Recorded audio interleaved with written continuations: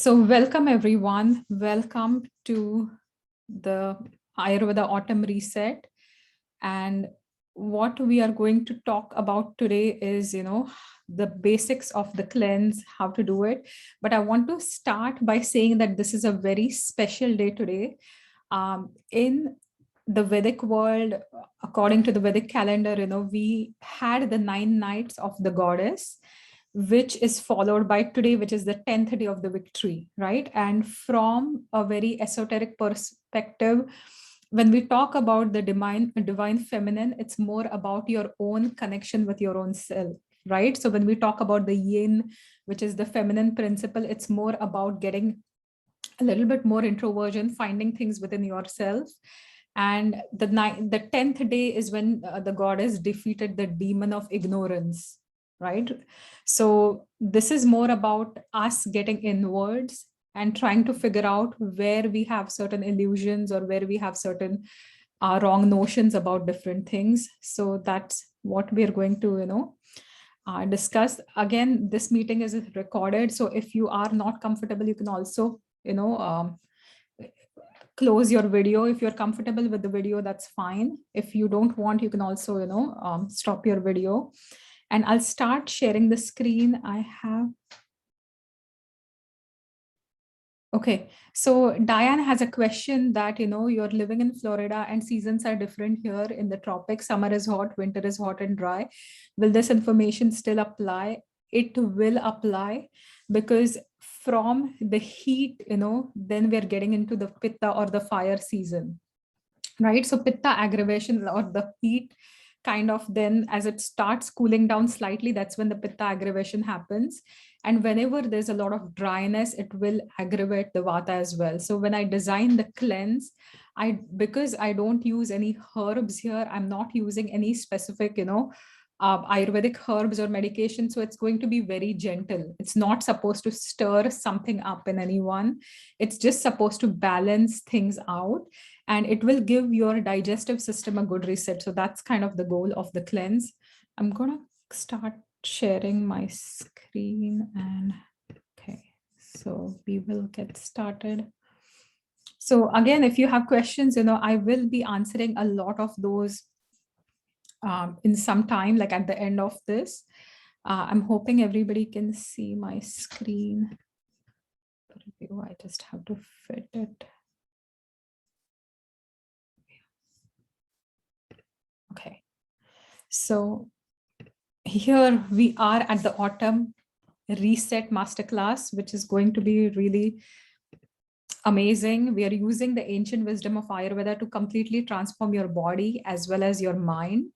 And this is the 7-day series. You're just going to cleanse for 7 days. And we all love good health. We love that deep cleaning that's needed from the inside out.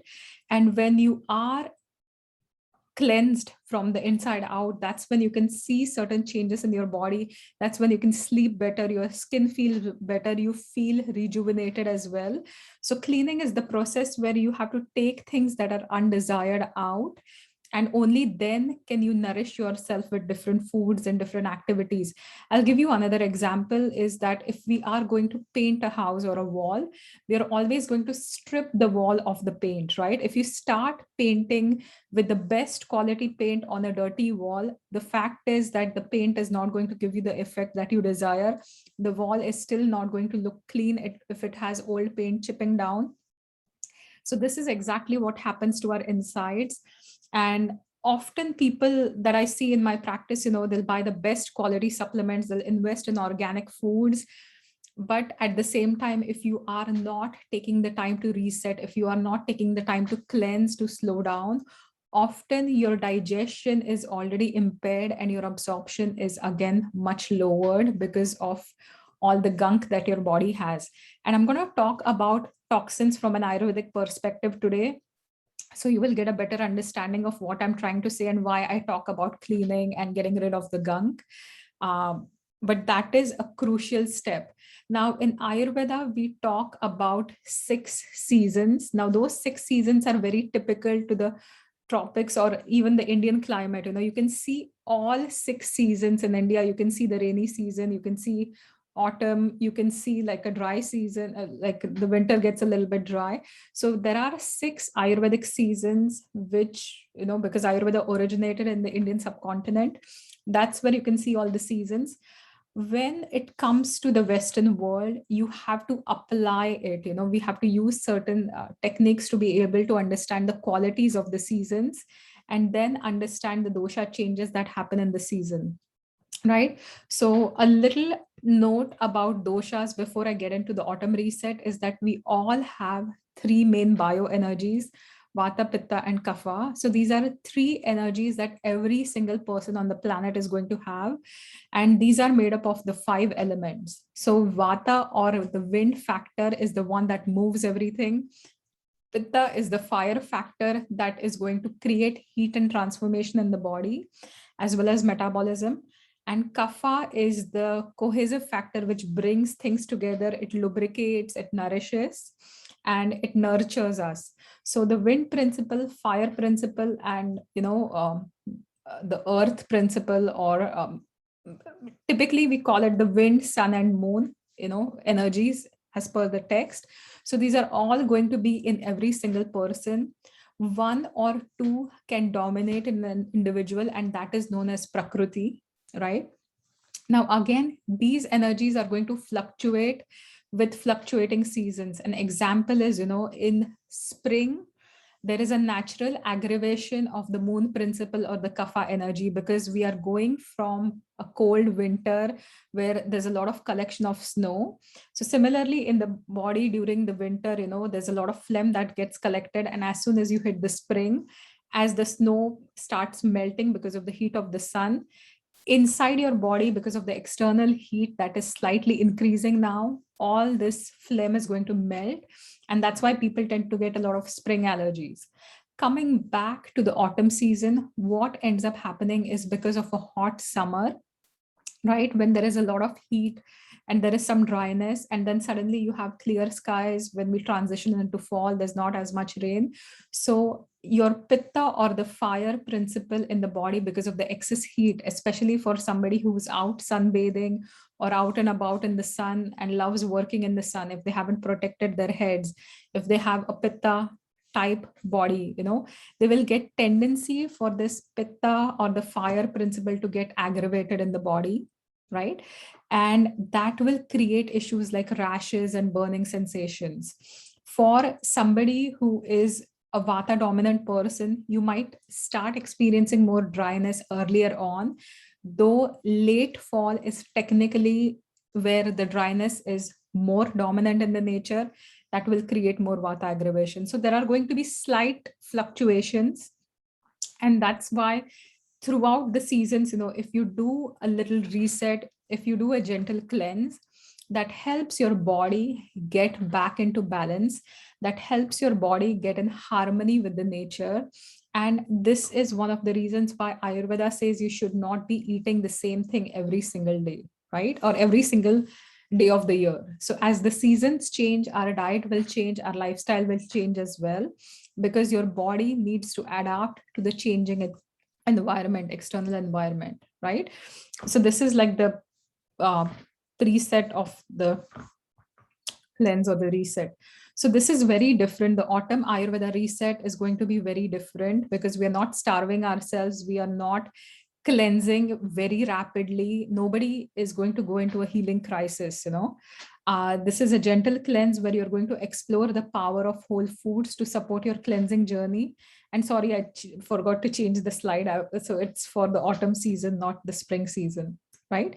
So autumn is the season where, as I was mentioning, Vata and Pitta tend to naturally get out of balance. You have to bring them back into balance, right? And early fall is Pitta aggravation. If you can look at the trees around us, you can see all the brilliant colors. Now, Pitta, or the fire principle, has a lot of brilliant colors in the nature as well. And in the body, vision is caused by Pitta. So the brilliant colors signify that, the season is changing. The heat is getting trapped a little bit inside the body because of external coolness, and that heat is aggravating the Pitta, right? When we have humidity, when we've had a few rain, during this summer, especially like later in the summer with the thunderstorms, the humidity is again going to increase the water principle of the pitta. Pitta is made up of a combination of the fire with the fluidity of water, and the heat and the humidity is going to create an excess of the pitta, leading to pitta aggravation. Right?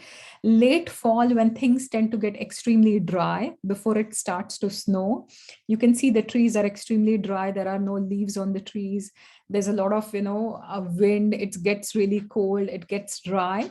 And that is where vata aggravation is going to happen in the body. So right now we are trying to adapt to the pitta initially, then we're trying to nourish and rebalance and prepare for fall. Right?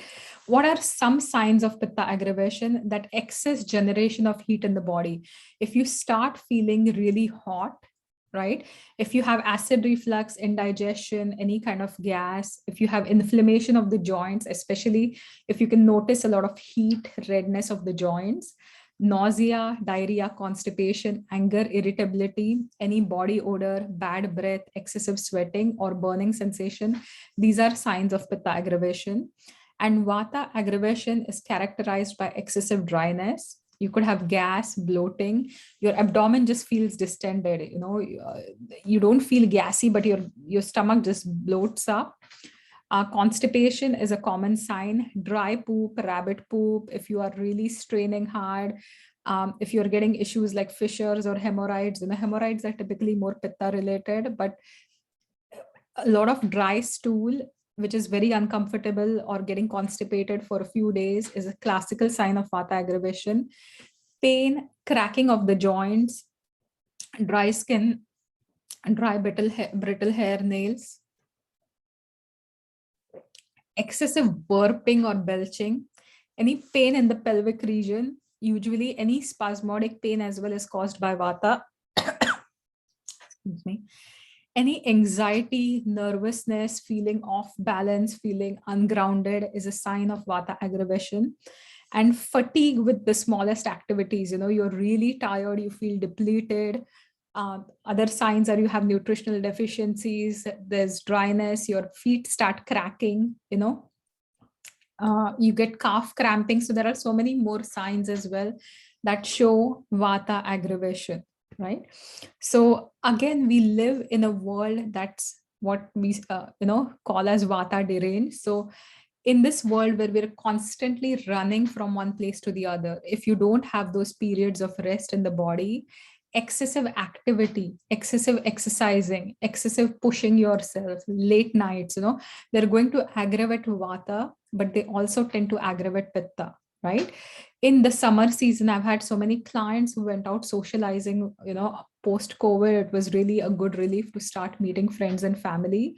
But if you are indulging in a lot of wine or any kind of alcohol, in especially the summer season, that will again add to your pitta aggravation, right? Because alcohol is a fiery substance. So it will increase the inner heat, it will increase the fire principle, and it will aggravate it. So no matter if wine is good for you or if you're having coolers, again, alcohol by nature will increase the pitta, right? Caffeine is another thing that increases vata and pitta both. Smoking will increase vata. So a lot of the times, it's not just the environment, but also our diet and lifestyle that create this, vata or pitta getting out of balance. So we have to be mindful about all these factors, right? So cleanse and detox, and what are we really doing here, right? So these are used interchangeably, but they're slightly different. Detoxification is the process. So it is either medicinal removal of toxic substances, mainly carried out by the liver. Your liver is working 24/7. Our organs are working 24/7. Even our intestines are working 24/7. Even though we don't feel it, the peristalsis is always happening. Your liver is always detoxifying no matter what. If the liver stops to detoxify, we are not going to survive, right? Our kidneys, our lungs, our skin, these are all the support organs for removal of toxins. When we're breathing air, your lungs will eliminate any of the carbon dioxide. They have alveoli as well, so they will carry in the oxygen. Again, because of the mucosal lining, any bacteria, they get trapped as well. Similarly, your skin has a protective barrier that protects you against other bad bacteria. Your skin also has a microbiome of its own, or the bacteria of its own, and your skin is going to uh, protect you. And another flip side is, all these organs of detoxification, the skin is also very easy to overload with body washes that contain parabens, or um, makeup, cosmetics, different kind of packs that we use, or you know uh, even if there's certain chemicals maybe on your mattress, your skin is going to absorb it, right? So you have to be very mindful about what's happening in the body and where you're getting those toxins from. Cleanse often is an eating program. It's very real, wholesome, minimally processed foods. We also focus on cleaning out mainly the digestive tract. We are also going to focus on everything that's not aligned with you. So food, thoughts, behaviors, actions, decluttering to keep your focus and clarity. And how this is different from spring. So spring has the energy of growth and renewal. It's a very good time to add new things in. So when you do a spring cleanse, mainly it's always good to keep adding things in. Eventually, like, you're making space for good things. In the fall, because the energy is all about letting go, you're trying to just declutter, de-junk, whether it's your emotions, thoughts, behaviors, actions, whether it's your food, and you're really going to focus on letting go, and then you're going to start nourishing, right? So those are the two factors and how slightly different they are. So how different is this reset? So it is based on time tested principles of Ayurveda. Specifically, we are going to support the three main channels of detoxification. We have different channels, but we're going to talk mainly about lungs, liver, and large intestine. Lungs, because it's also the flu season, so it's very important to keep our lungs healthy. Liver, it's the main metabolic machinery of the body. It's the engine that drives your car, right? If your body is your vehicle, your liver is the main engine. If the engine stops working, we are not going to drive the car at all, right? And large intestine has a lot to do with elimination and letting go. So if you see lungs and the way they work, we are bringing things in when you breathe in, right? You're breathing the life force, you're breathing prana. When you look at the large intestine, you're eliminating things. So it has like a downward movement, right?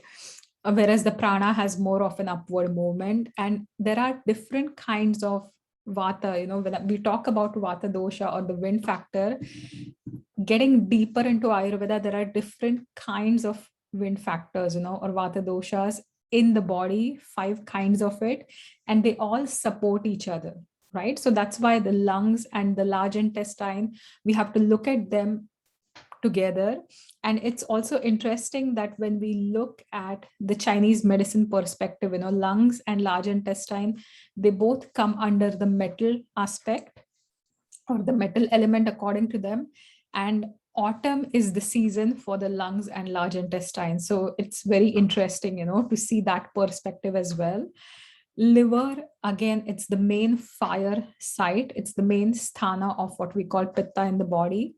It's the one that's going to digest your 5 elements as well. It's going to biotransform your food. And that is why lungs, liver, large intestine, the 3 L's are extremely important to focus on, especially during this cleanse, right? Now, we are not going to make you starve. We are not going to make you cleanse harshly. The goal is to use the superpower of whole foods to cleanse your body. And these are also recipes catered for fall, right? And it works for different dosha types and combinations, because the diet, most recipes are going to be tridoshic. They are not going to increase a certain dosha at all. They're going to balance vata, but they're not something that's going to increase your kapha too much. And they're easy enough to be incorporated into your day-to-day life. We are also going to focus on the senses, on your mind, right? And the spirit as well. Because when we talk about Ayurveda, it's the 4 things: the body, senses, mind, and spirit, that make a being. And the senses are often the connect between the internal and the external world. So we have to focus on the senses as well. So every single day of the cleanse, and I'll be talking about a certain aspect, I'll be giving a cue about a certain aspect. And for those who have signed up for the cleanse, you have all the information which will be delivered to you tomorrow, but you will get to keep it for the rest of the life. So all the videos, you can access it for as long as you want. If you feel like doing the same reset, maybe later part of, fall, late fall, early winter, you can still use the recipes, you can still use the principles and do the cleanse. So all the information is there for you. We are going to look at the 4 dimensions. Body is made up of your cells, your organs, tissues, and systems. Systems or channels, Ayurveda has another terminology where we talk about strotas, or we talk about certain channels in the body, which are also micro channels. And often when we talk about a poor diet and poor lifestyle, these channels get clogged. So that's what we're working with, the fine channels of the body.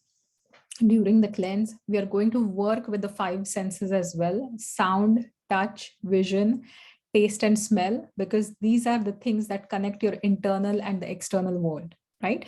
And a simple example I'll give you here is, in my practice, the one rule I always stick to is, if you don't like it food wise, you don't have to eat it, right?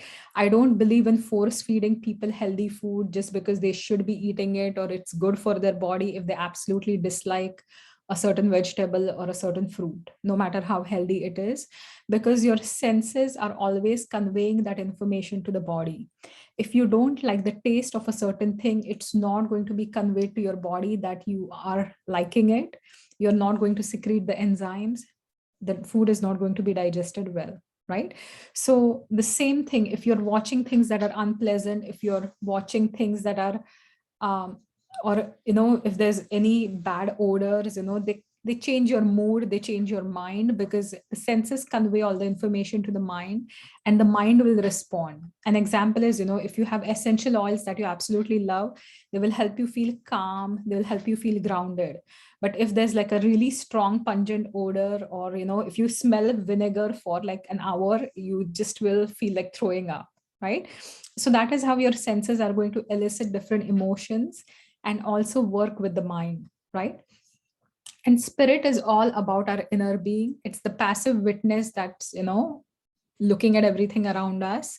And often this whole goal of us, our being, is to get in touch with our own spirit, right? We have to get in touch with our own inner soul. And there is so much clutter around us, in terms of the world today, whether it's social media, whether it's all the responsibilities, that everything takes you away from connecting with your inner spirit. And that's why we are setting some time aside to reconnect with ourselves, right? So what will it do for you? The whole goal is we're going to eliminate ama, or digestive toxins. I'm going to talk about different levels of toxins from an Ayurvedic perspective shortly. We have to strengthen our agni, or digestion. So in Ayurveda, there is a saying that all the diseases that are created are because of a poor agni or a poor digestion. So any disease, any condition that is not trauma based, right? If you fall down and fracture, again, that might have directly nothing to do with your agni. But if you are somebody whose bones have weakened, then again, it has to do with your digestive system. But any kind of car accidents or severe traumas, except for that, everything else in the body has to do with your agni, whether it's your hormonal issues, whether it's your osteoporosis, osteoarthritis, vision issues. Like every issue in the body will start with a poor agni, because if you're not digesting food well, you're not picking up the nutrients, the tissues of your body are not going to be strong, right? So this is the one way where you have to make sure that your agni is strong. Supporting the liver is important because, as I said, it's the main metabolic machinery. We want to boost our metabolism. We want to improve the lymphatic flow as well. Lymphatic channels naturally detoxify your body. Circulation is also important because when your body is circulating well, oxygen is going to reach all your tissues, including your fingertips, the end arteries of your body as well, right? We are also going to lower the levels of inflammation. We are going to facilitate the release of toxins stored in the body, right? And we are going to do this gently. We are going to facilitate the release of mental clutter. Now, this is very important. This is extremely important, especially in the pandemic era, because there is so much mental clutter around us, and everything that's not serving you but occupying a space in your mind is mental clutter, right? If you live in a cluttered environment, if you have too many things going on, or if your house looks out of order, again, that's a sign that emotionally there is something going on. You have either emotional or mental clutter, right? um, the cleanse will also improve your skin. When you digest things well, the first tissue of digestion is known as rasadhatu, which is often reflected on the skin. So for no matter how clean you eat, if your skin doesn't have a luster, it shows that there's something off with your digestion or off with what you're eating, right? And again, when we're talking about facilitating, release of mental clutter, we're also going to release things that are not serving you in your life. So this is the one thing that happens during any kind of cleanse or a reset is you pause, you take time, and you start releasing, and slowly in your life, things that are not serving you will start falling off as well, right? Some you may choose consciously to let go, but some unconsciously you'll start letting go once you start clearing those emotions, once you start clearing your body as well, right? Now, this is a very interesting perspective on the 4 types of toxins that we're going to discuss. So 4 types of toxins from an Ayurvedic perspective. The last one was very interesting. So there was this talk I was listening to by a practitioner trained in a certain aspect of Ayurveda called Swa Ayurveda. So it's by Dr. Mishra, who comes from a lineage of different, Ayurvedic practitioners. So he coined the term, and there is a reference for the term in the core texts as well.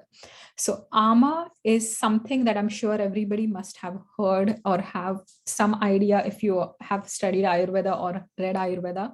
Ama is the undigested food complex. So if your digestive fire is not strong, right, you will not digest the food, and that creates an undigested product, which is going to become ama.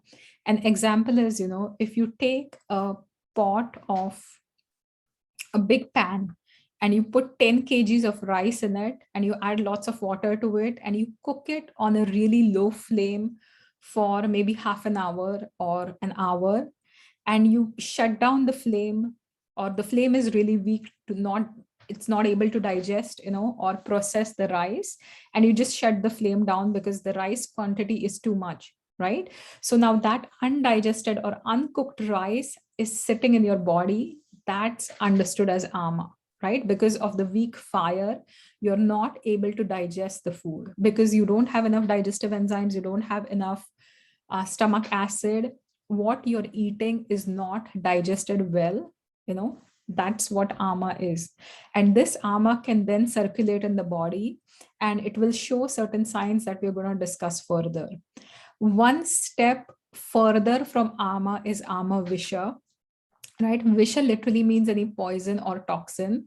So this ama, if it sits in your body for a long time, it will undergo fermentation, it will undergo putrefaction, and it becomes a reactive food complex, which is going to create different issues like immune issues in your system, right? So again, we go back to the same pot of rice. Now we have left it uncooked, because the fire is switched off, and we just keep it sitting there, and then it will start fermenting, it will start emitting certain odor, it will start being really rancid.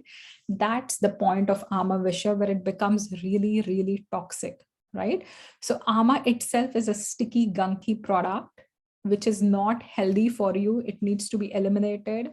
But here in the first step, it's not completely like super poisonous, it is potent, but not as much as a toxin would be or a poison would be. In step 2, because it has sat in your body for a long time, it has now turned poisonous. Your body is responding again, working against itself, and that's what Amavisha is, right? Garvisha means environmental toxins, right?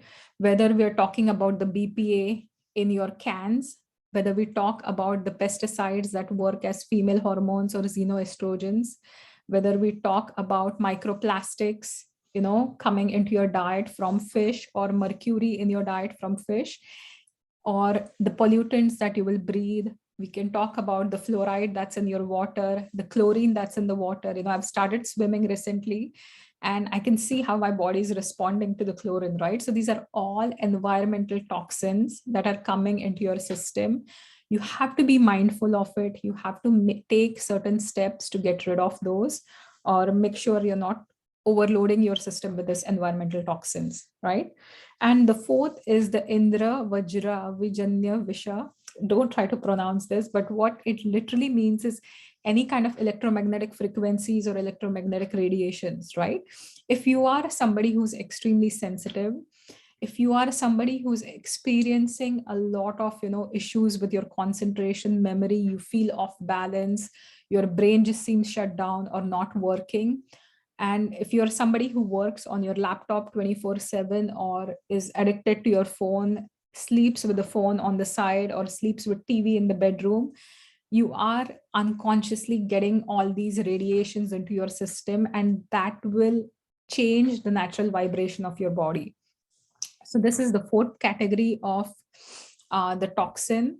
And in the cleanse, we are going to address each and every one at different levels, right? So that's kind of the goal. We are mainly going to work on Ama, but I will be discussing a little bit of Ama Visha. I'll be discussing about Garvisha. I will be discussing about Indra Vajra Visha as well. Ama Visha, from my perspective, it's something you need to work one-on-one with a practitioner. It is not like an easy. Ama is easy to treat. When it comes to Ama Visha, when it's become that reactive, you always need one-on-one support. So Ama, we're going to focus for this cleanse mainly, right? So regular Ama, it's heavy and sticky because you've cooked the rice without giving it too much heat. And now it's superseded your digestive capacity. So low digestive capacity, too much food, or even irregular amounts of food, but you're watching TV and eating, you're not paying attention. So this is going to create like a sticky, gunky, heavy substance called Ama, which is formed in your body. And over time, this is going to accumulate and block the channels of your body and create a variety of conditions, right? So heavy diet, poor digestion. So heavy diet is if you're eating heavy. Best example I can give you here is keto diet, right? It's been very interesting. I'm looking at a few clients who have lost weight and they're off balance. They were doing keto diet for a certain period of time, and when they come to my clinic, the first thing I ask them is to check their tongue, and often I can see a white coating in their body on their tongue, right? They start feeling sluggish. Some of them keto will work, for some it doesn't. And if you are somebody who's not able to digest fat, it will lead to a lot of coating on your tongue, which is an indicator of Ama. The same thing with paleo diet or a high protein diet. If you're not digesting the protein, it's creating Ama in your system. Anything that you don't digest, no matter how healthy it is deemed to be, because you're superseding the capacity of your digestion, it will not get digested and create Ama in the body, right? Here, it is not very reactive. It can create blockages, it can impair the circulation, right? But it does create mild toxicity. So the toxicity created here is not extreme. So some signs are, you can see a white coating on the tongue, especially the back of the tongue. If you scrape your tongue every morning and still it's white and coated, or if you have bad breath and no matter how much, you do dental cleansing or flossing and you still have bad breath, that's a sign of Ama. A lot of mucus in the throat, post-nasal drip, sinuses, fatigue, feeling heaviness, heavy head, heavy body, joints feel stiff. You don't have a good taste perception. So if you eat food, you're like, oh, I just don't taste things, These all indicate there is Ama happening in the body. Visha is the step 2 or stage 2 of Ama. You've had Ama for a long time. You haven't changed your diet. You haven't done anything to take care of it. And now it's fermented. Now it's created a lot of acidity in the system. and the free radicals are generated in the body, which are very toxic to your body. And now this will circulate, and wherever it goes, like if you have an inherent weakness in the body, it's going to go there and create different inflammatory reactions and diseases. From my perspective, it's also an indicator of food allergen complex, right? So initially, if you're eating foods that don't work for your body, you might experience heaviness or a little discomfort. But when you start developing food sensitivities, food allergies, there is a lot of changes in your body environment. Your body is responding extremely, and that's also a sign of Amavisha, right? If there's a lot of acidic environment in the system, that's what poison does. And here, because it gets a little bit more complicated, because Ama has to be digested. So you have to use a lot of warm foods for it, right? But Visha or poison usually needs a little bit of the cold treatment. So because of the opposing treatments, it has to be dealt very tactfully and under the supervision of an experienced Ayurvedic doctor, right? So this is like a very advanced stage of Ama. It's not the basic stage. It is a very chronic stage that I see in my practice for people who've been struggling with Ama for years, right?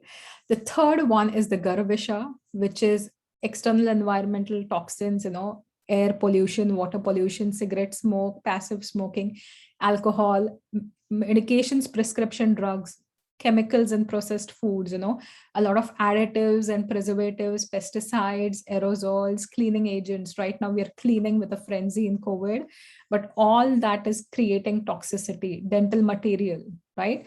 Animal bites, insect bites. So all these are going to create toxicity in the system, right? And in small amounts, they're considered safe chemicals. Some chemicals are safe in the sense they'll say that, okay, I'm adding this preservative in the food, it's safe. The FDA has given me the permission. But when it becomes excessive, right? And especially if your body is not detoxifying, it's going to create a lot of acidity in the body. And then these toxins have to be removed as well, right? And the last one is the Indra Vajra Vijanya Visha, which is any kind of EMF radiations, microwaves, cell phones, computers, wireless internet, TV screens, electric shock, lightning, leaking of nuclear plants, and more. I was reading an interview of Dr. Mishra some time back, and when he went to, I believe, UK, initially, what he started noticing in the pulse was a certain pattern in the pulse that you could see for people who've been struck by lightning, right? So that's when he started, communicating with his father, who was like an experienced Vaidya, and the main Vaidya, his dad told him that, okay, it is a form of Visha. It is because of the toxicity created by these EMFs, right? And it functions like synthetic prana or living energy, but it's going to disrupt your energy meridians. It's going to disrupt the channels. It's going to disrupt what we call nadis. Nadis are energetic meridians that are all over in your body. We can't really see them with naked eyes because they're very subtle, and EMF has a tendency to disrupt that, right? And high doses of radiations are extremely toxic and life-threatening. And that is also one of the reasons why, if you look at certain radiations, like even X-rays or something, people who work there are always advised to take precaution, right? And they don't advise you to take X-rays every now and then. You have to take it only when needed. So it's not like a routine thing. You can just go and get it done, because while it has a lot of therapeutic value or diagnostic value, too much exposure can create a lot of toxicity as well. So this is how you have to understand it. Now, if we go back to the concept of Ama, what is exactly causing it? Overeating, eating before the previous meal is digested. So this is especially important if you are someone who's having 6 meals a day. There is a famous celebrity dietitian in India, who has helped some of the actresses get down to a size 0, which I believe is a bit stupid. But anyways, she started advocating like eat 6 times a day to lose weight. You have to have 6 meals a day, small meals or small snacks, right? The fact is that for somebody who struggles with a poor digestive fire, If you're eating 6 meals a day, which means that you have not digested the previous meal, it is going to lead to ama or toxicity, right? Now, because the actress followed the same diet, but the actress also had specific trainers who were helping her strength train, who were helping her exercise, and she was probably exercising 3-4 hours a day, right? So an athlete who is training for hours and having 6 meals a day is very different than an individual who has a sedentary job or not an active lifestyle and having 6 meals a day. So if you are eating before your previous meal is digested, it will create a lot of toxicity in your system. That is the one thing to remember. Not making lunch your main meal and you're eating heavy, large meals at night. This is a very common pattern I see in North America and also in India, because that's the time you would see your family. That's the time you would sit down with your family and enjoy meal. But you are inactive at night or in the evening, right? So if you are eating a large meal and then you just feel sedated and you just feel like passing out or go to bed when the food is sitting in your belly, you are creating ama, right? Ice drinks, cold food meals, smoothies, they're all ama creating because they will impact your digestive fire. Food that isn't pure, fresh, organic, old food, stale food, packaged foods have no life energy of their own. They have no enzymes of their own. They're not going to support digestion. They're going to be very heavy for digestion. If you tend to cook once and keep it in the fridge for, the next month, because the food is heavy, it's not going to get digested. You're losing a lot of the enzymes which will support the digestion of the food. So again, it's going to cause ama. Eating without full attention, on the meal. You watch TV, you read, you're focusing on your work, you're eating in the car when you're off to a meeting. And I have done that as well. So I'm not saying that I'm not guilty. All of us at a certain point of time, we've done one or more of these, but the whole point is to be mindful. Once you start understanding what causes ama, you're not going to run with like an energy bar, or you're not going to run somewhere with like a meal in your hand. You're going to sit and eat. So this is generating ama, and this is where you can control it, right? And if you control ama at stage 1, you don't have to go through all the trauma of stage 2, right? Because stage 2, it's going to get pretty extreme. Eating too quickly, if you're not chewing, you're just inhaling your food, the digestive enzymes are not working on it, you're not digesting it, right? Eating when emotionally upset. Some people eat to feed their emotions, right? And I was one of them. Every time I would get upset, I would look for something sweet which would help calm me down and make me a little bit happy temporarily, right? But when I'm emotionally upset, my digestive fire is not working well. My body is in that stress mode. It's in the fight flight mode, right? When I'm panicking or I have anxiety or something has happened, my body is not in the rest digest mode. And at this time, when I start eating food, it's not going to get digested. It's going to create ama, right?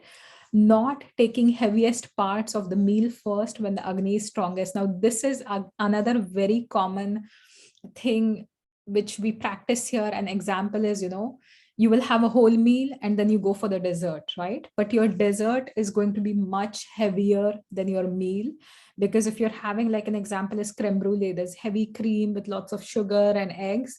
It's heavier to digest. So if you start with the heavy part of the meal first, when your digestive fire is strongest, it's going to help it, right?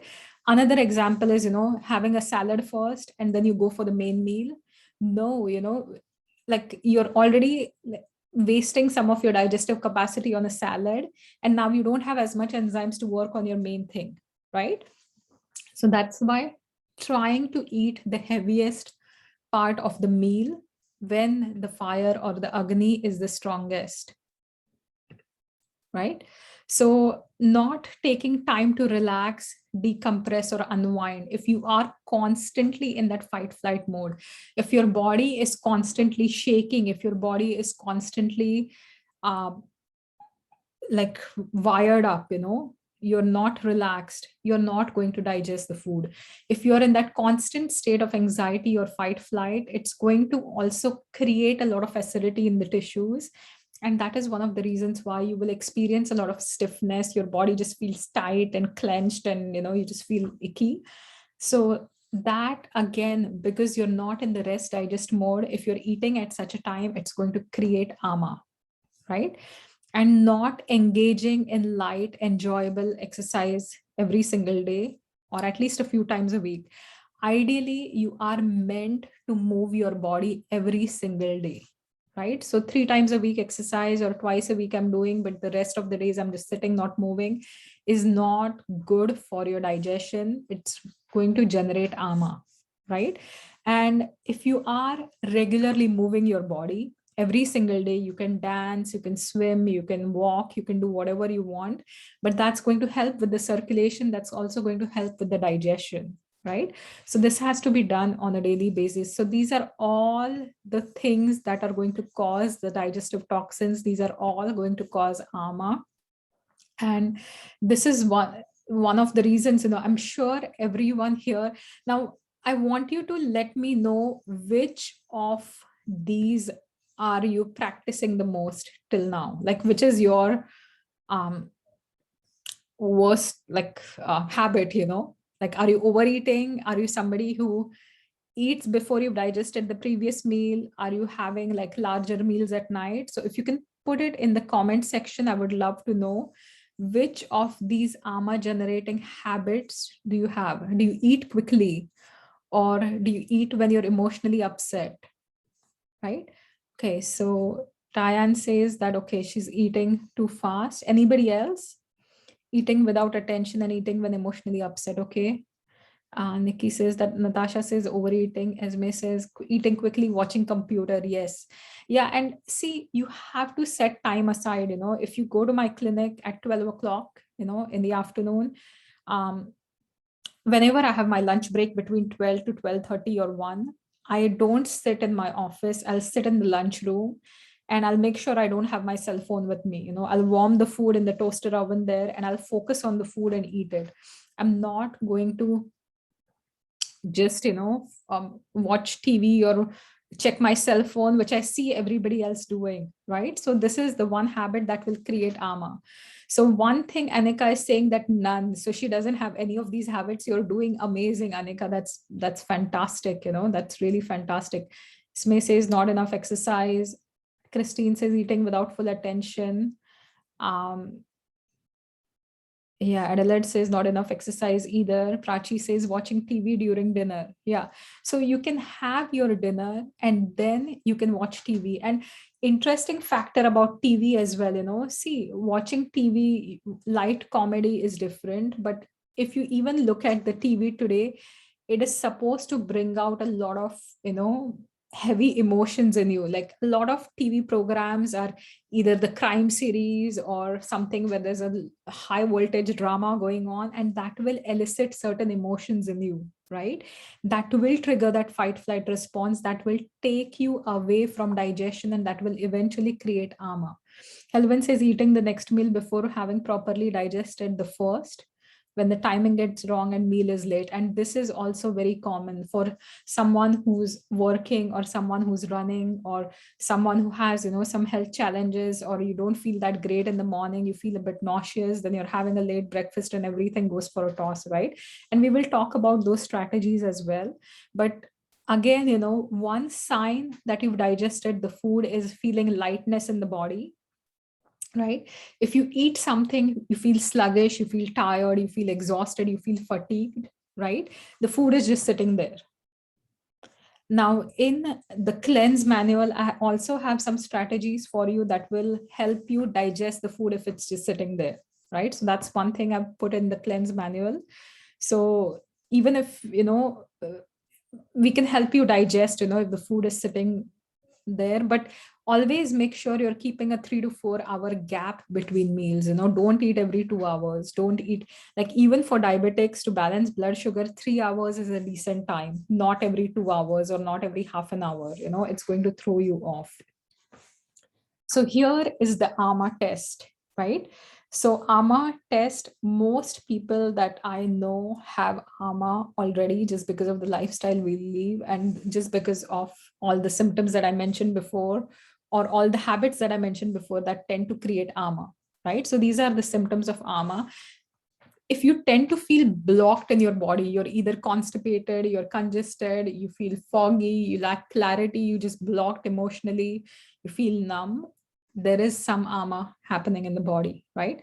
When I wake up, I feel groggy. It takes me some time to wake or feel really awake, or you need caffeine to awake, right? You tend to feel weak physically for no reason, like you're doing everything you're supposed to do, but you just feel tired and weak, right? You get cold and flu several times. Your body always feels heavy.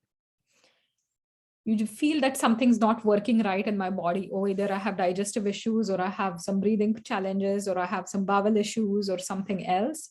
Or I tend to feel lazy. Now, this is one of the most common things I've heard from my clients. Oh, I'm just lazy, right?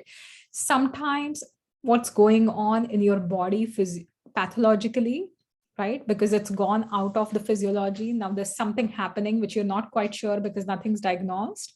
But I don't have the energy to wake up. I don't have the energy to do the things that I enjoyed. I don't have the inclination to do the things I enjoyed. And then I start blaming myself as lazy, right? But you are not lazy, right? There is something happening in the body which is making you not want to do certain things, or not focus, or feel tired. So this is what you need to understand, right? So there are some people who can be lazy, of course, but if there is something else going on in the body, be very mindful before judging yourself, right? And it's okay to be lazy and not do anything for, maybe few days or few hours a day, or however it is. Like I like taking time for myself, and rather than saying I'm lazy, I used to say this all the time, right now I'm like, okay, I deserve my own time, and that's my rest time. It's not like a lazy time, but it's really a time to unwind, because we don't have to be go go go all the time. If you're constantly go go go nonstop, you're not digesting, again you're generating ama, right? So indigestion, acidity, burping, often having to spit, if you have excessive salivation, not tasting the food, having no appetite, feeling tired, exhausted mentally, physically, these are all signs of having ama. And another indicator is, the coating on the tongue, right? That shows a lot of digestive issues related to ama. There was another place where I saw, like, one of the Ayurvedic groups, where somebody was talking about mental ama. Now, mental ama is not really a thing, because ama is like a physical product created in the body because of the lack of digestion, right? Mentally, when you tend to feel blocked, mind has three different aspects. One is the sattva, which is the clarity of the mind. The rajas is the overstimulation of mind, and tamas is the inertia or lower activity of the mind, right? So whenever you feel mentally bogged down, there is usually a lot of tamasic activity going on, right? So mental ama, there is no textual reference to it, right? So Natasha is saying that, okay, what is this about having to spit? Tell me more about it. Okay, perfect. So somebody who secretes excessive saliva, right? So if you're secreting a lot of saliva, um, out of the proportion, so that's why you're spitting constantly. Or if there's something in your throat you're constantly trying to clear, that also shows ama, right? Water in the body, which is useful in the body, it's utilized in the body, is a good thing. But when that water is not utilized in the body, that forms a product in Ayurveda we call kledh. So any water retention, you feel bloated with water, your finger rings get tight, you start getting marks on your feet. If you press your shins, you can see like a little bit of depressions on your shins. So these are signs of water retention. So that could be one thing. Or having this excessive saliva is another thing. Excess saliva also shows an excess of kapha, right? And kapha and ama are they have similar qualities. Kapha also has nourishing qualities, but the heaviness is common to kapha and ama. Now, all kapha is not ama. Balanced kapha is always going to have a positive effect on the body. But if you have excessive kapha, that will lead to ama as well. So I hope, this makes sense. Now, this year, I'm going to do two main things of the cleanse, right? So we are going to look at ama elimination, and then we are going to look at rebalancing the vata and pitta to reset and rejuvenate. So you will get all the recipes, you will get all the teas and the elixirs and some chutneys and breakfast, lunch, dinner. But a few of those will be categorized into phase 1 and phase 2, right? So the phase 1 things you can have in phase 2 as well. But phase 2 things are usually going to be a little bit more nourishing and heavy to digest. So the first few days, we are going to focus on eliminating ama, opening up the body channels, right? So the first 3 days, we are trying to strip off the old paint. And then in the second phase, we're going to repaint the body, the wall or inside your body, re-nourish the body. So phase 1 recipe strategies are going to stoke your digestive fire. They're going to unclog your body channels. They're going to eliminate ama so you can digest, absorb, and eliminate better. And they will be the first 3 days of the reset. For somebody who doesn't have ama, you are free to use phase 2 recipes during the initial one as well. So for example, there are some recipes which have sweet potatoes or pumpkins or winter squashes that I've added as phase 2. You are more than welcome to have those for lunch in phase 1 if you are not having any symptoms of ama, right? So that is okay as well. And we will discuss a little bit more during the cleanse. Phase 2 recipes are going to rebalance the vata and pitta. They are going to nourish your body. They're going to satiate your body as well as mind and create harmony within the body. See, satiating the body as well as the mind is extremely important. If your mind is not satisfied with the food you're eating, you are constantly going to crave foods. One of the reasons our mind doesn't get satisfied is because our mind is not experiencing the food. We are only eating food mechanically when our mind is involved somewhere else. And the food is not going to the tiny aspect of the mind to satiate it or nourish it, right? So even changing the dietary strategies will ensure that you're satiating your mind and you really feel nourished. And we are trying to create a harmony within the body. So that's going to be in the phase 2, right? And it's not complicated. It sounds a little bit more complex than it is. Once you get the recipes, everything will be pretty easy for you, right? And you're also going to work on the 3 main channels of detoxification. Now you can pick one to work on. You can focus on all 3, like it's totally up to you, but I would advise picking one which is your biggest challenge, right? So an example is if you're a shallow breather, or if you're constantly getting colds and flus, or if you are having a cough, or you just feel breathless, or you have lung related signs, then focus on the lungs throughout the cleanse. That's fine too. Liver, if you're somebody who's like really angry, snappy, irritable, who's having a lot of digestive issues, who's not absorbing nutrients, then you focus on the liver. And for somebody for whom constipation is a big issue, right? You're constipated, or you have diarrhea, or you have IBS, or you have bowel related issues, focus on the large intestine. I'll be giving you information on one thing for each mainly, right? You can incorporate all 3, but try not to overwhelm yourself. That's the goal for the cleanse. My job is to give you all the information I can, because there are 25 of you who have different things going on in the body, and I want to make sure that everybody is getting the information they need, right? But try not to get into the information overload mode. Focus on one thing. You have all these data for the rest of your life. You can use it whenever you want, right? So you will use this data later on. 100% try not to get overwhelmed. Now, why am I talking about the 3 main channels of detox? Skin is another one, kidney is another one. Why 3? Because number one thing, I didn't want to overwhelm you with more information. I think these 3 are very crucial, because again, we are in the flu season here in Canada, especially during autumn, because the vata is going to go out of balance soon. If you're not already experiencing the signs, we need to focus on the large intestine, and liver is the main pitta site. So we're going to focus on the liver, right? And with the lungs, again, that's the place where we are taking the breath in, we are getting the life force in, that's the side of vata as well as kapha, right? Throughout your body, when we talk about the wind and the moon aspect, they're always going to coexist together. An example is lungs.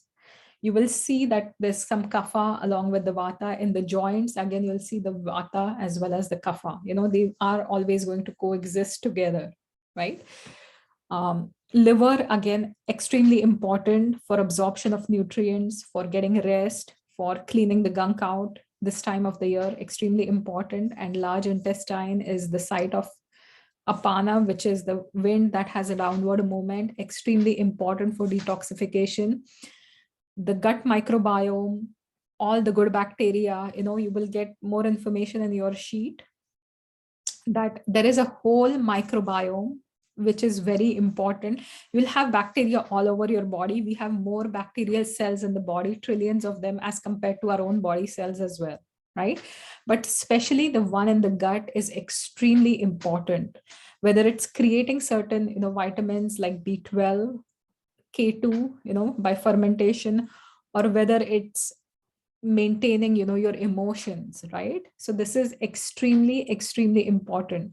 And if you look at the gut brain is the word used now, they have identified an independent nervous system called the enteric nervous system, which will secrete like lots of neurotransmitters like serotonin, which is your calming hormone.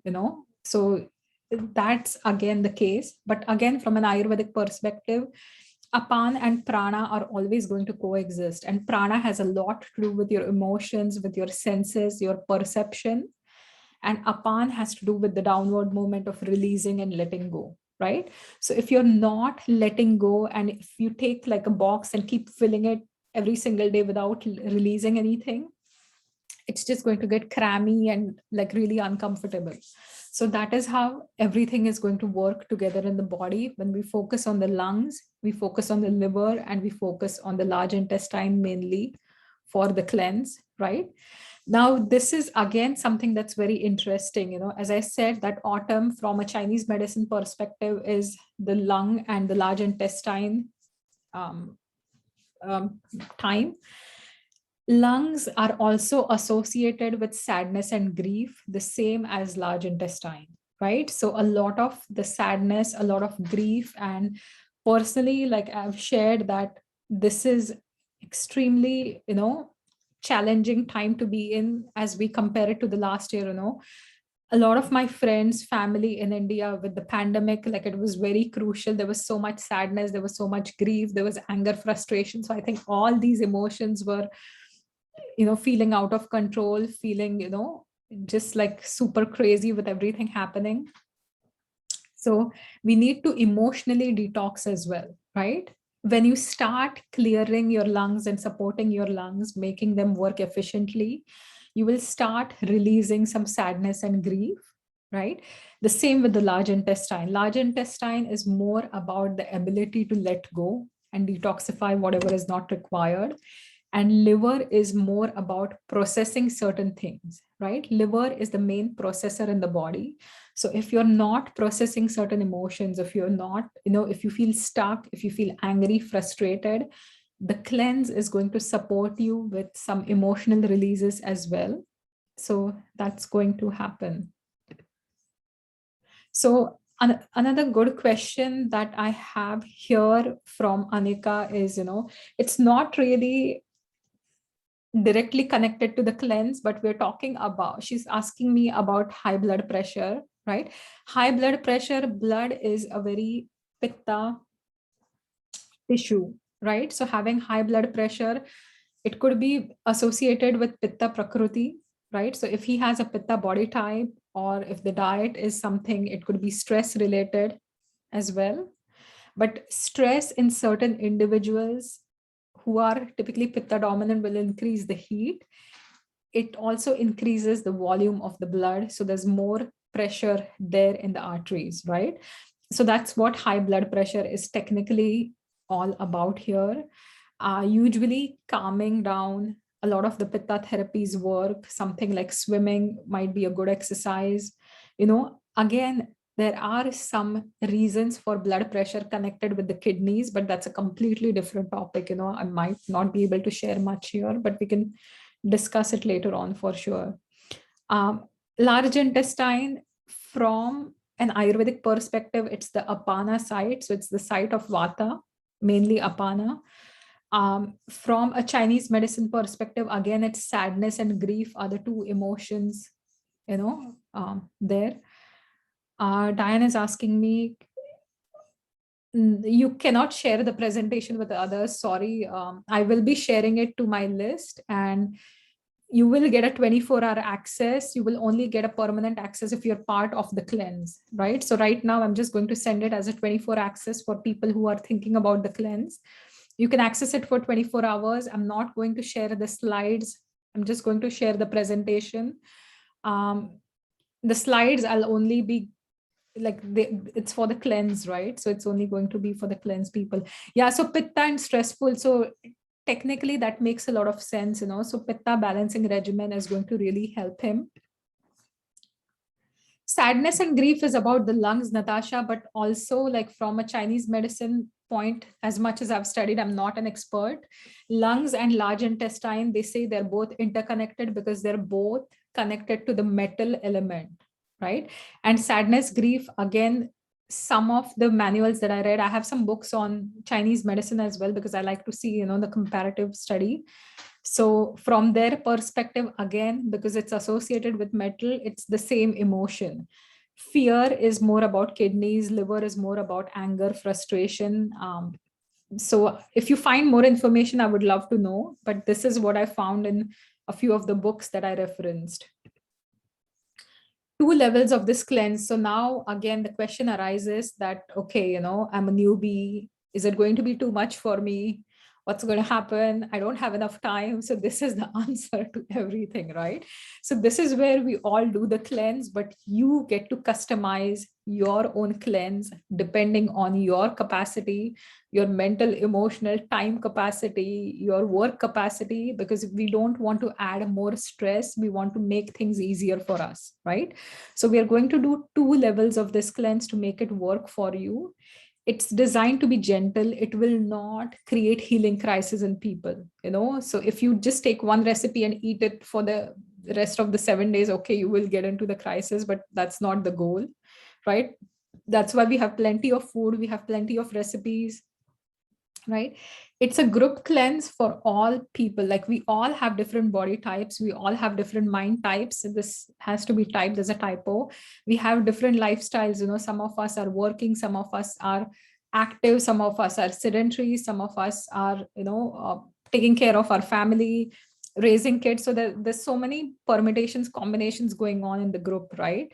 And that is why I'm going to give you 2 options, because you can customize it to yourself. So number 1 is the Cleanse Newbie, right? So you are absolutely newbie at eating clean. You're somebody who has caffeine every single day, and you're somebody who has, a lot of sugars every single day.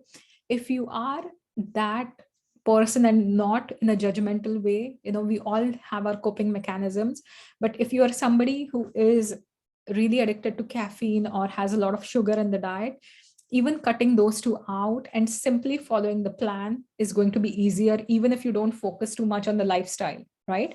So all you have to do is follow the eating plan, cutting things out, and picking 2 or 3 things from the lifestyle. It doesn't have to be all 7 or all 10 things. 3 things in the morning routine and 2 for the evening routine. It's pretty same as the last one, Like there's lots of dinacharya, like the daily routine that I talk about. You just pick 3 and you pick 2 in the evening. Be gentle with your body. This is one thing I tell people all the time, right? So this is one thing I'm going to tell people all the time. Avoiding comparisonitis. Try to avoid comparing yourself with others in the group. Like you don't want to, see somebody else's like doing like intermittent fasting or adding a few things in. You don't have to do that, right? And you can schedule the cleanse in your daily calendar, mark your timings, wake up, meal times. You can set alarms on your phone. And if you ever struggle, just message me, right? So I've set time aside. I've made my schedule a little bit lighter for the next week of the cleanse, so I can be more present. Usually I work in my clinic 9:30 to almost 6 or 7ish. But I have set some time aside. I'm not going to be working as much because I'm cleansing with you guys and I need that rest as well. So if you are ever in doubt, message me and I will be able to guide you better, right? Cleanse Pro, if you have cleansed before, I know some of your Ayurvedic practitioners who've been through a few cleanses before, you can, add the intermittent fasting aspect. Again, intermittent fasting, I will tell you exactly how to do it for certain body types and certain signs, right? So fasting helps with autophagy, which is body getting rid of all the gunk. And it has been shown to be extremely beneficial, right? So your body can recycle its own products and use it. So this is the second level I'll be talking more about in the cleanse manual. So two aspects of the reset and rejuvenate cleanse. We're going to look at the diet. We're going to look at the lifestyle. So all the diet, we're going to do all the recipes. Everything will hit your inbox by 2 o'clock tomorrow afternoon. You can shop, you can prep on the weekend. You can plan your meals out for the next week, so it's not going to stress you out. I will talk about, make a sheet about, what are the prep work you need to do, soak this, chop up the vegetables, so you can also use that. And we're going to eat as much fresh as possible and avoiding leftovers, right? If you are somebody who's extremely busy, cook in the morning, you can have the same thing throughout the day, but you don't want to refrigerate it for a long time. Warm foods is the way to go. Choose the recipes that you enjoy. If you hate a certain vegetable, do not go for it. Eat without distractions, 2/3 capacity of the stomach. Now, here is a question that is just asked to me. What are we going to avoid in the cleanse? It's gluten-free, it's dairy-free, there's no alcohol or cooking alcohol, there's no peanuts. Tofu, I've added later on, not in the first part. Nightshade stimulants, frozen beverages. We are also taking out animal proteins and eggs. For some people, if you don't want to get rid of the animal protein, you have the option of adding like organic chicken in, if that's what you want, but phase 2, not phase 1, right? And I'm going to quickly read the question. So gluten or dairy, you're not going to have. Citrus, there is always the option of not adding that in. And eggs, we are not even using eggs here. Eggs can be heavier to digest. Eggs can also be pretty allergenic. I think something like white fish in small amounts or poultry in small amounts is the better option, but no red meat, lamb or beef or pork. We are going to eat vegetables like regular ones, starchy ones, um, herbs, spices, grains, fruits, protein, dairy alternatives. Tofu is not omitted. You can have it in phase 2. Tofu can be heavy to digest. So for people that eat lots of tofu constantly, if your digestive fire is weak, if you already have ama, you're not digesting it. So anything that's heavy to digest, we've kept it as phase 2.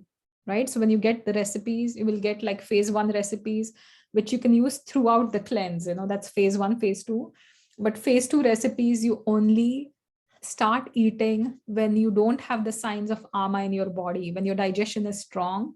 Otherwise, you will create more ama and that defeats the purpose of the reset, right? And then the morning routine, we've talked about this, before as well. So wake up either 6 a.m. or 30 minutes before you wake up. So if you're somebody who wakes up late and you're like, I don't care about what Manjiri says, at least aim for 30 minutes before you usually wake up, right? Observing the tongue scraping is important. We brush, oil pulling. I'm going to talk about some benefits of oil pulling. We rinse your face and mouth, warm tea, 5 to 10 minute meditation. Elimination in the morning is very important. Self massage with either dry rub or just self massage with oils. On the weekend, again, if you're busy working, I don't expect you to do this every single day, but at least try it on the weekend. Warm bath, shower, some kind of movement every day. Maybe it's 5 minutes, right?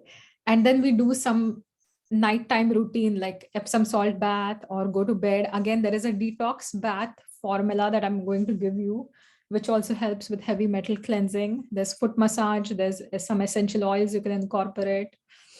I'm going to do a little bit more bonus as well. So this is something that's like a really nice thing that often I get asked, can you what if I don't buy organic foods? What if my food has pesticide? How do I clean it? So I will be talking about some of the fruit washes. I will also be talking about one specific thing that can help eliminate pesticides from your food and also helps with heavy metals. And that's something that has been traditionally used in India over a long time. So my mom would use this a lot in cooking. I won't be sharing you what it is right now, but I'll talk about it in the cleanse, like this is the one thing. But she has used it most of the traditional recipes, the coastal region where I come from, we eat like a lot of fish. Fish is the staple food. And often when we're cooking fish, we will add that ingredient to the fish as well. And now when I'm looking at more research, when I'm looking at more studies, the logic is that it helps get rid of the heavy metals, right? And if you look at fish that contains mercury, that is why you're using that thing. And the same thing can be used as a substitute for citrus. So it's sour tasting. That's the hint I can give you. And it can be used as a substitute for citrus as well, in case you're wondering, or you're off citrus. So we're going to talk about that as well. Specific practices to support lungs, liver, large intestine to enhance elimination. Again, pick one rather than focus on all three. So you will be doing it with your ease, right? Then we are going to have the tracking, day 1, day 4, day 7. You can continue this day 10, day 15 as well if you want. So this is another question I get asked, only 7 days. What if I want to continue? Continue with the cleanse as long as you don't feel tired, right? The first 2-3 days after day 3, day 4, you will feel tired during the cleanse because your body is detoxifying. But by day 7, you will have more energy, right? And those who have cleansed with me have experienced that as well. That once the first 3-4 days, your body is adapting, no caffeine, not much sugar, what's happening, what's going on, right? But eventually, once your body starts getting adapted to it, you will have more energy. As long as you have the energy, you are free to use the cleanse phase 2 recipes, some phase 1 recipes for day 10, day 15, right? Just make sure you don't get exhausted or tired or start losing energy. And then we have the self-assessment sheet as well. So we are going to track, day 1, day 2, day 3, we're going to track different things like cravings, digestive issues, sweat, bowel movement, anxiety, mood swings, what's your motivation like. So we're going to track quite a few things during the cleanse. This is also something I gave you the last time for those who are new. There's the Bristol stool chart, which we talks about having a good bowel movement, why, which one's important, what signifies what. I'll be discussing that as well. And then we are going to do, like, you also get like the pre-cleanse, right? So this is just a little gist of the 5 elements and the senses. We talk about, I'll be giving you a meditation, 5-element calming meditation. Last year I gave you one. Earlier this year I gave you one. I'll be recording another one specific for the cleanse, because this will have the energy of releasing and letting go, right? The one that we did, we were trying to invite more things, as I said, like inviting more sweetness into your life, inviting more things. This time we'll be focusing on the energy of letting go. The doshas, different kinds of, like, what exactly is vata, what is pitta, what is kapha, what is prakriti. So these are all important aspects. They're not crucial, they are important to you, right? So you also receive the ultimate dosha guide as well. So this is something, it's a freebie, but you are going to get it along with the course, or the cleanse or the reset, so you can understand your own body type, your understand your own personality type, and use it as a map, which will help you later on as well. So this is kind of the information that I'm giving out. Basic questions: are the reset recipes compatible to all doshas? Again, mainly we're going to focus on digestic ama, balancing vata pitta, strengthening digestion, boosting immune system. They're not going to aggravate a dosha too much. They're generally tridoshic. So you don't have to worry about getting your pitta spiked up or kapha spiked up. It's not going to happen. How is the cleanse delivered? So the recipes shopping guide, you will get it by 2:00 tomorrow. Every day starting October 18th, which is a Monday, to 24th, you will get an email in the morning, 6:00 EDT. And we have links to talks for the day. In the Facebook group, there will be a thread for every single day. I know a few of you are not on Facebook and who don't want to be on Facebook. You will be receiving an email every single day. If you have questions for me, you can reply to that email, and I will be hosting the live video inside the group, also on YouTube. So you have the option, you will be receiving the link to the YouTube video as well. So you will get access to both. In case you miss, you can always go back, you can always email me, right? But if you're looking for group interactions, the group interactions will happen in the Facebook group, right? And everything else will be uploaded to the YouTube video as well. How much time do I need for the cleanse? Most common questions: 20 minutes for the morning routine, 30 to 40 minutes for cooking. You can cook 2-3 things at the same time. That's what I do. I use all burners of my kitchen at the same time. If you take one thing and then you finish that, then you cook another meal, it's going to take you a lot more time. But if you learn to multitask when cooking, 30 to 40 minutes, you should be done. Maximum an hour. 10 minutes evening routine, right? So maximum you're spending an hour and a half a day, which you totally deserve to better your health, right? How much access are you going to get to me? I am in the group every single day, morning, afternoon, evening. There are posts like morning, evening check-ins. There's the daily morning thread, so every day 7:30 a.m. EDT and evening 3:45 p.m. EDT. The reason I've kept this a little bit earlier, last year, I did the evening check-in much later, around 7ish in the evening. But I know a few of you are based in Europe, and with the time difference, a few of you had missed the evening check-ins, right?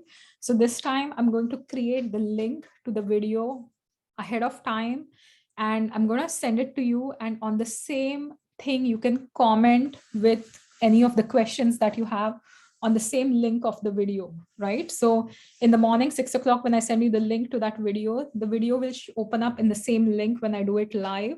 But underneath, you can put your comments or you can add your questions. So everything stays organized and accessible to everyone. Do I have to eat exactly what I say if you dislike certain foods? So you're going to get lots of recipes. You're going to get some recipes from the previous one, which can be used throughout any seasons. You're going to get more recipes for Vata, Pitta, Kapha Churnas. You get more chutneys this time. You get more hearty meals this time, right? Because spring is more like cleansing. This is more like you're nourishing as well. And you're also going to get access to my meal planning app.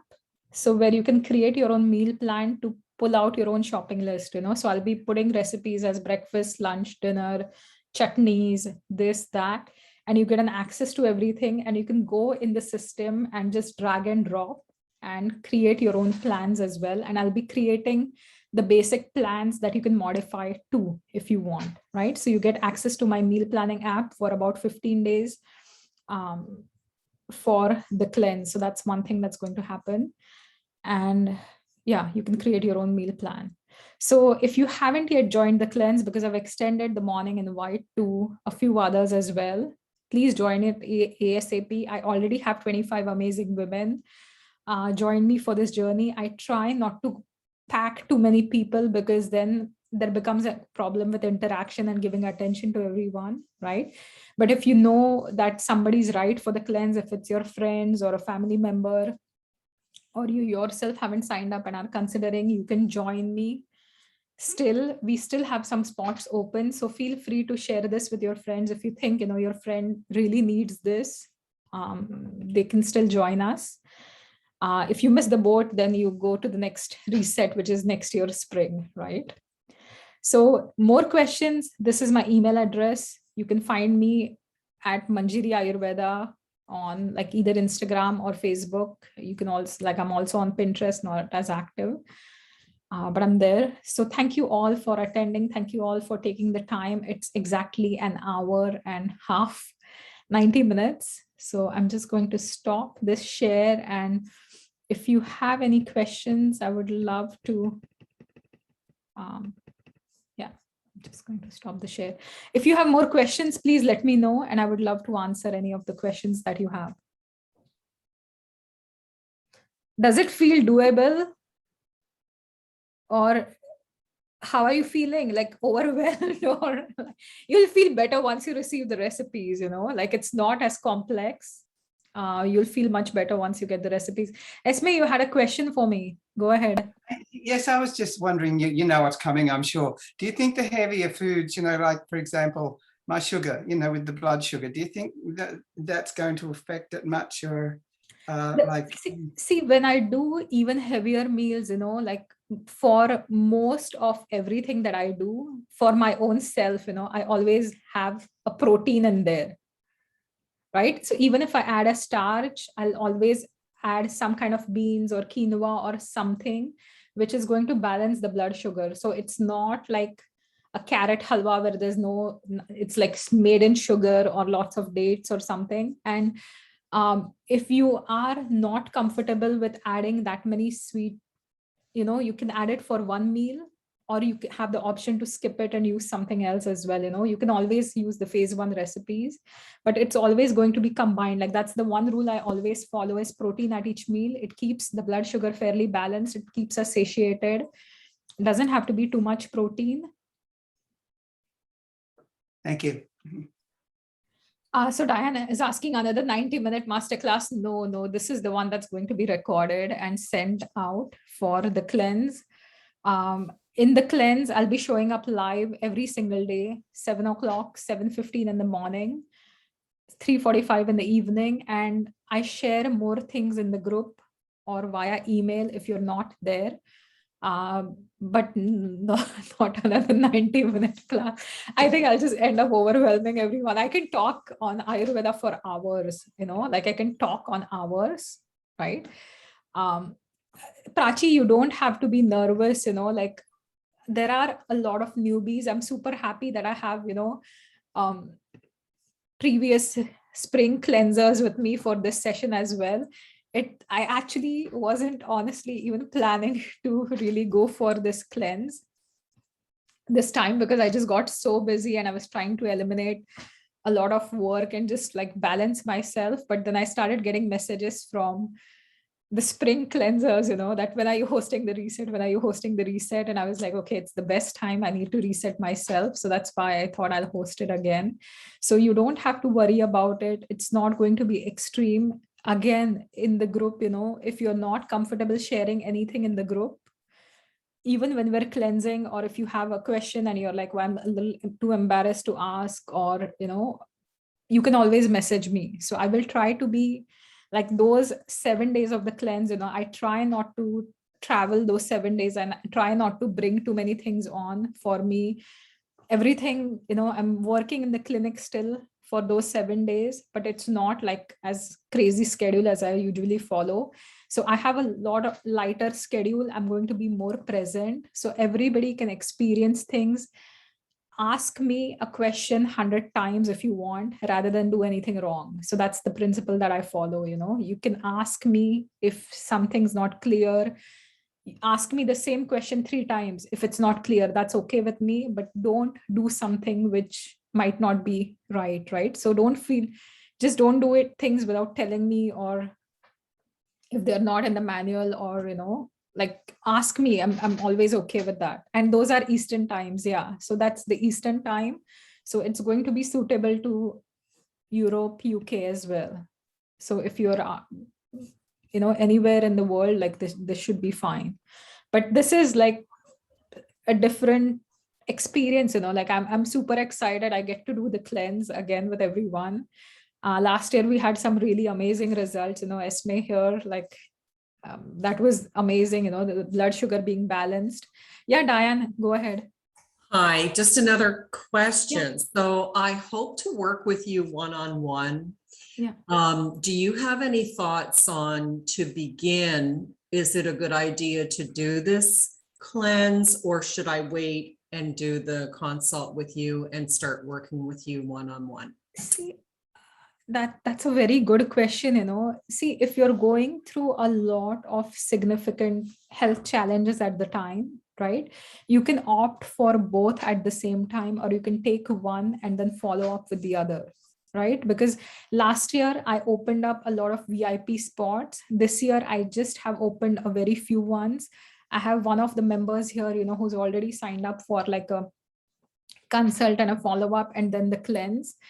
So if you want, just message me. We can discuss a little bit more about it. Like if I understand your needs, I'll be able to guide you better, right? But if you think that you're doing okay health-wise and you want to get started with the cleanse, see how it goes, and then do the one-on-one, that's fine too. Like it really depends on you. If you have significant issues going on in the body, right? If there's a lot going on, then it's advisable to get a consultation done. So that's more beneficial to you. But because I don't know exactly what's going on, I think it would be good for us to chat a little bit more. Right. Okay. Okay. Thank you. Okay. Any other questions? No. Okay. No. Okay. Perfect. So thank you all so much. Have a fantastic, fantastic day. Super excited.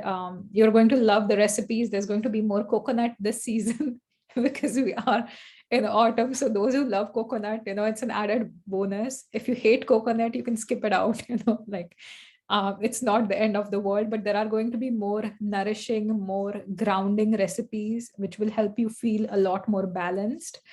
I'm going to add more informational sheets on detoxing the environment as well, because we talked about those environmental toxins, right? So I'm going to add a little bit more information on that. And this is something you can be a little bit mindful. You don't have to change everything in a single day, but at least today, if we start thinking a little bit positively about how the environment influences us, or even with EMF radiations or using like technology, which is fantastic. Like I use my computer every single day, but I need that break as well, right? So how we are protecting ourselves at the same time, we are utilizing things in a positive way. So I'll be sharing a lot more information on EMFs, some of the strategies that I implement, environmental toxins, I'm going to add a little bit more notes on, like example is beans. Some of you are not so familiar with beans or lentils or legumes and have used animal protein as the primary source, right? The reason we are cutting out animal protein is because it's slightly heavy to digest. So it's appropriate for the detox. But some of you, if you really want, you can have a bit of chicken or you can have it later post cleanse, right? But with lentils, legumes, they have some fantastic health effects as well. There are different kinds of beans and different varieties, how to soak them, how to prep them. I'll be discussing that as well. So it will be like a lot of learning experience. It will be new things. It will be fun. The whole goal is to have fun with it. As I say, be easy on yourself. Just connect with the community. We have a wonderful tribe here. Last year, I had so much fun. And a few of the cleansers from last year, they created their own recipes as well, which was amazing to see. So besides all the recipes I'd given, I was seeing everybody's meal pictures. I was seeing new recipes created, some recipes tweaked. So that was really fun. So you'll be getting those, my recipes, but you'll also get the benefit of the group, the group interaction. We have such a lovely group. So thank you once again. I'll be signing off soon. Happy 10th day of victory is what we call after the 9 nights of, the goddess festival. So take some time today. It's supposed to be one of the best 3.5 times in the Vedic calendar. So in India, like we just buy gold, when it's a good day, like not right now, but that's what we did in the ancient days, when there was like a good day, you go out, you buy like a little coin or just something, but it's a good day today for purchases. It's a good day today for like getting started on what you wanted to get started, not just the cleanse aspect, but if there's something that you feel a little bit stuck, it's a really good day today. It's like the whole day is going to be auspicious. So if there's something where, as long as you want to make that decision and go ahead, don't fall into the false trap of, adding more things or buying things you don't want. But it's a good day. If there's something you've been thinking about it, the whole day is a fantastic day today. You can start something new. You can, decide, add something to your life, build a routine, meet your friends. Like it's a fantastic day. You have the energy of the day along with you today. right? So it's like a new beginnings day is what we say, 3.5 days. You either invest well into your own health, into your own self, into your relationships, into whatever brings you joy. So it's a fantastic day for this purpose, right? So the entire day is going to be really good. So I hope everybody is doing great, and I'll see you soon. You will receive all the material by tomorrow, 2 o'clock. My VA is helping me process a few of the recipes. I'm trying to put it into my meal planner, so you can go and just drag and drop and tweak it. You'll get another video on how to work around with it as well. So it'll be easier to generate the shopping lists. And you have enough time, once you get it tomorrow, you have like Friday, Saturday, Sunday to prep and plan ahead, right? So if you have questions, again, feel free to get back to me. You can email me, you can message me, you can text me, and I'll be more than happy to answer. So I'll see you all very soon. Have a fantastic, fantastic day. Namaste. Thank you all so much. Bye for now.